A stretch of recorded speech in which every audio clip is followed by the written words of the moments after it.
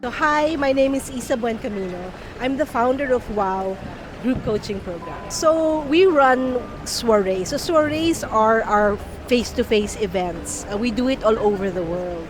So as it happens, I was going to be in the Philippines in March, and it's Women's Month.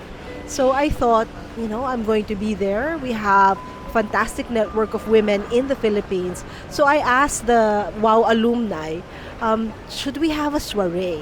Now, one of the things that's really interesting is I only asked them siguro 8 weeks ago. It took us just 8 weeks to organize this event. Pero iba talaga ang power ng sisterhood pag marami yung gustong tumulong. Talagang kayang-kaya. So, 8 weeks, that's not a long time to prepare for something like this. But somehow, through helping each other out, we were able to do it in just 8 weeks. So here we are at the WOW Soiree. So the highlight for me, so when I invited guests to grace our soiree, I really had no idea what was going to happen.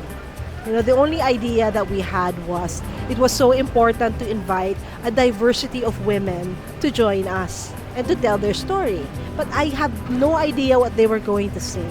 And tonight, all three speakers from when Chantel and Mary Jane Ortega were together, and then the second group with Nicey, Michelle Aventajado, and si Amray Dizon, and the last one, si Jorcel, I was so surprised. I had no idea what they were going to do. So for me, that was the highlight. To witness the generosity of all these people who volunteered to come tonight to join the event and to speak to everybody, and the stories that they shared and how generous they were in sharing their stories. So I guess for me, that's really the highlight. We have a lot of sponsors tonight. Siguro when we started organizing the event about 8 weeks ago, we probably only had one or two sponsors who were willing to help us. But by 2 weeks before the event, 17 companies stepped up and said, we like what you do, we want to support this soiree and really inspire inclusion, support the women agenda. So, yung pa isa, sa dami ng gustong tumulong. So, for International Women's Month, I think one of the most important messages for us women is to know this, that the world loses out when talented women play small, when we don't live up to our potential.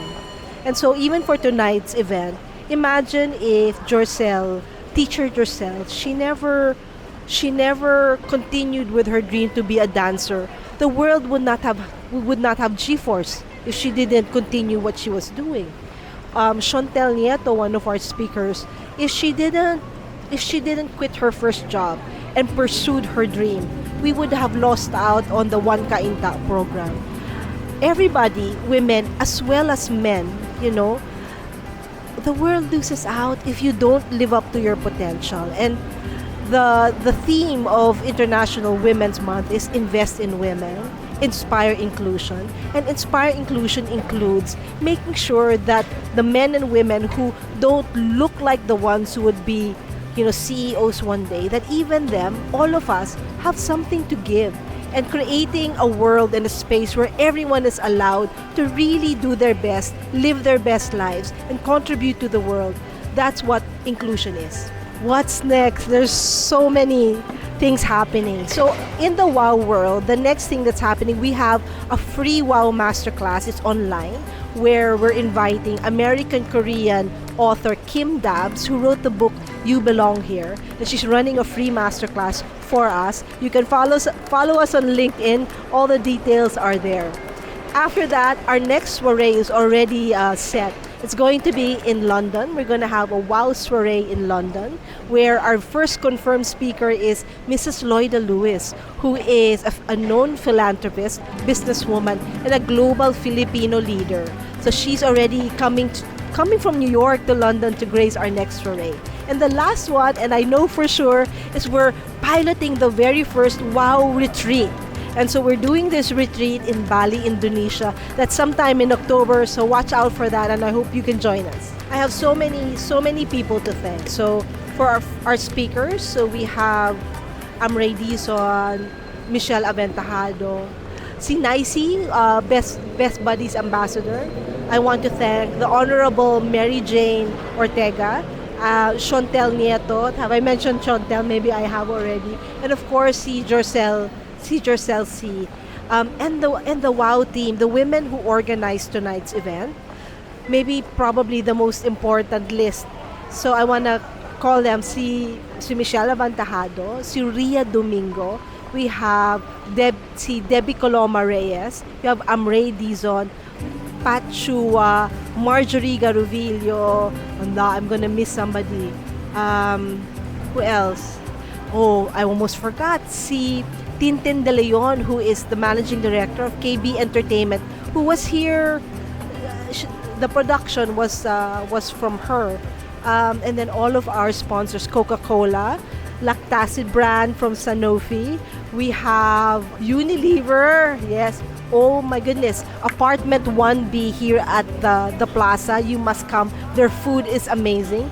We have the Sugar Bee Bakery and the Seven Pantry. They do savory and sweet treats.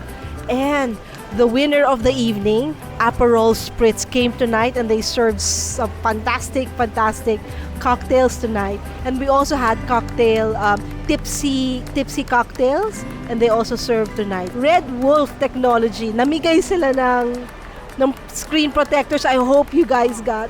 Did you get? Did you remember? You got. Okay. Saka yung mga ticket sponsors namin like Infinite Care, Redfish. I know I'm bunging this up. But anyway, thank you to everyone who supported us tonight. Please join us again at our next soiree. Hope you can support us. Thank you po.